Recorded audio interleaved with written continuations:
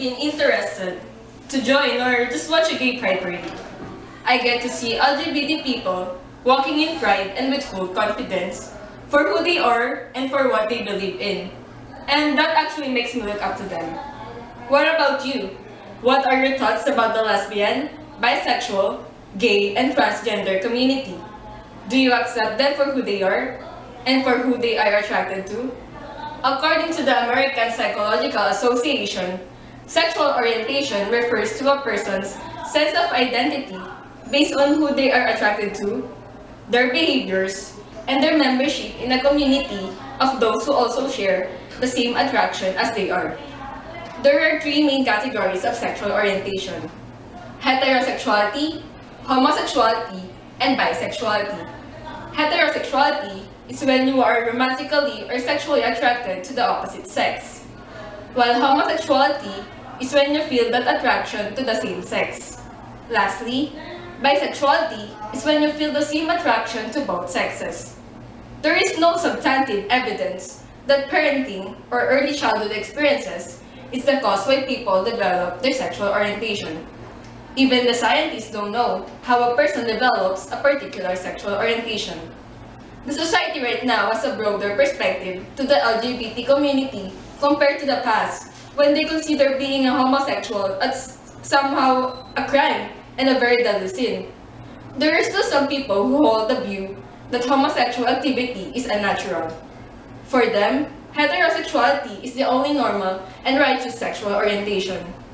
But research has shown that homosexuality is an example of a normal and natural variation in human sexuality, and is not in and of itself a source of negative psychological effects. Many gay or bisexual people can't admit what their true sexuality is because they are afraid that other people have to say about them. Social acceptance of homosexuals is higher in the Western society compared to the Eastern society. The relationship between homosexuality and religion is incongruent and can vary across time and place.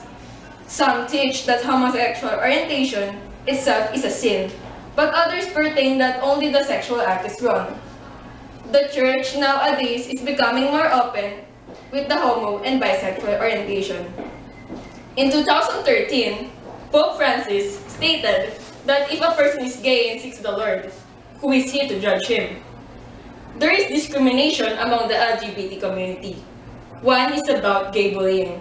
It can be physical or verbal abuse to a person who is perceived as a lesbian, gay, bisexual, or transgender. Some people call them inappropriate names and give them anti-gay slurs like faggot, homo, queer, and sissy that could be hurtful for them. Some hurt them physically. There are cases that they are punched, kicked, or drowned, hoping that they will change and be heterosexual by teaching them a lesson abusively and taunting them. Some lesbians may become the victim of corrective rape, a violent crime that aims of making them straight. They can also be subject of stereotyping. Homophobia is the fear or discrimination against homosexual people. They characterize LGBT people as less romantically stable and more promiscuous. They think that LGBT people are not serious when it comes to romantic relationships. In the end of the 19th century, there has been a global movement towards the recognition and legal rights of LGBT people. There are jurisdictions that further recognize LGBT rights, protections, and privileges for family structure of the LGBT people, like same-sex marriage. Most part of the Western world discriminalized homosexual acts. A turning point was reached when the American Psychiatric Association removed homosexuality as a mental disorder in 1973. Before, it is considered as a gender identity disorder. There is an increased visibility of the LGBT people since the global movement. The LGBT community is getting larger as time passes by. Maybe because of the society nowadays, people are more open-minded about this issue, and they are more accepting than before. The LGBT people have the rights now to adopt, to be legal parents, live as a normal family like a heterosexual family do. They also have rights for employment. Some companies don't accept a homosexual as an employee because they think that it will be bad for their image if they have an employee like that. Thankfully, the companies like that is becoming lesser as time passes by, and there are LGBT people that prove themselves deserving as an employee.